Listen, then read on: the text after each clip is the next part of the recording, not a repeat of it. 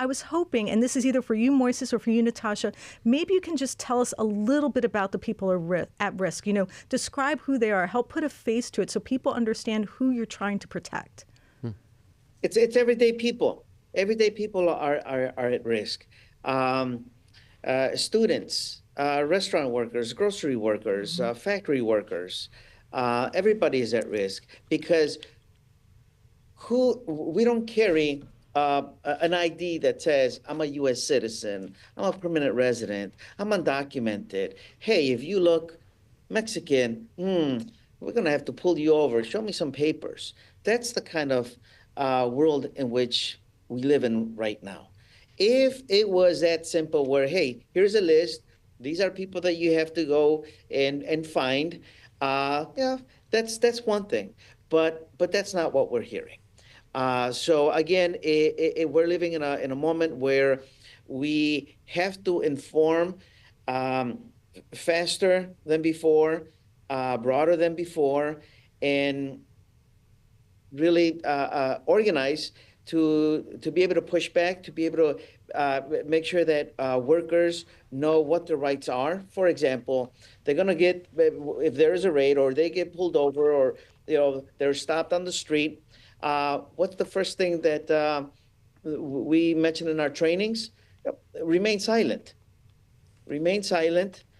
We have little cards that say, I'm going to remain silent and I want to speak to my attorney. They kind of look something like this, where the worker can put in their pocket and show it to an ICE agent. So this is what we're doing to be able to fight off this environment of fear. I mean, attacking a birthright citizenship, it's just another way to create fear and to create anger and to try to point at people and wonder, hey, I wonder if he or she is a U.S. citizen. Well, let's ask them. Right, that's what we're. I hope it doesn't get to that point, but it sure as heck looks like it is. So we have to be ready for that. We have to push back. Natascha. Go ahead. You go ahead. Go absolutely. I don't need to ask a question. Mm-hmm. I think Moises makes some excellent points. Just to add to that, there's often this sort of outrage of, well, they broke the law to come here. Why didn't they come the right way? Why didn't they get in line? Well, first of all, for many people, there just simply is no line to get into. But secondly, often the people who say this are often the same people who say things like, I would do anything for my child. I would kill for my child, right? And I think it's really important to tap into that shared humanity. People are coming here because they have hopes and aspirations, and they want to give their kids something that they didn't have. And you cannot tell me as a parent, if you could not feed your kid, you wouldn't cross some damn line for them. Like, I think these are the conversations that we need to be having. Yeah. Well, Natascha, the other thing other thing that I would add when we talk about criminalizing undocumented workers is, well, what are we talking about? They just pardoned 1,500 criminals that attacked our Capitol. And what is it? What are we talking about when we say criminals? Well, one of the things, and I wanted both of you, if you want to jump in on understanding, have they canceled the ability to ask or seek asylum? Speaking of cruelty, I think that was in part of the executive orders. Is that playing out? Is that correct? I believe that's what it was. Yeah.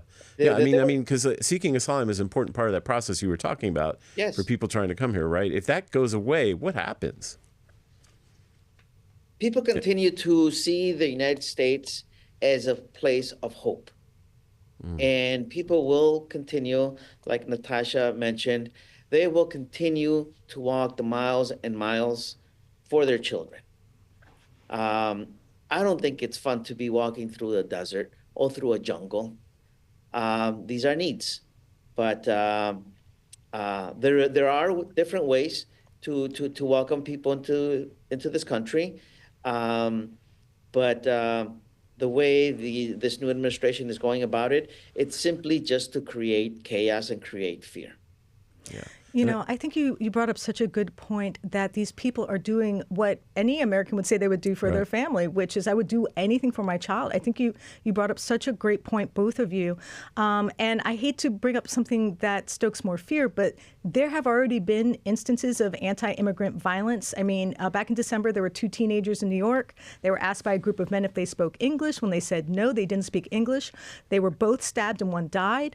Of course, in Springfield, Ohio, after Haitians were falsely accused of being in the U.S. illegally and harming pets and spreading disease, there were marches by white supremacists, and there were 30 bomb threats in 1 week.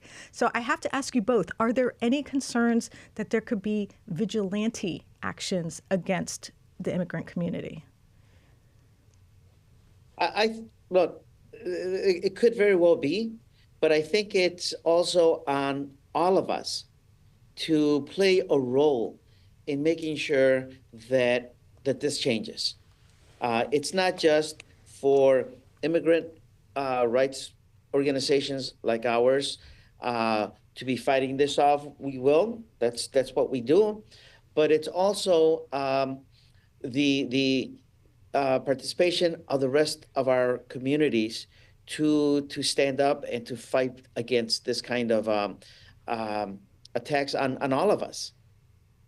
Yeah, I would just add, I think a lot of this work will come down to talking to people who don't agree with you, building bonds of trust and solidarity, and then you can have that conversation, right? Like, it's not the undocumented worker making $5 an hour under the table who's getting the better end of the deal, right? Like, he didn't choose that, the boss did. And if there wasn't some arbitrary designation of immigration status, the boss couldn't get away with paying him $5 an hour. Like, it is the vulnerability of immigration status itself that creates the conditions where a boss can undercut you.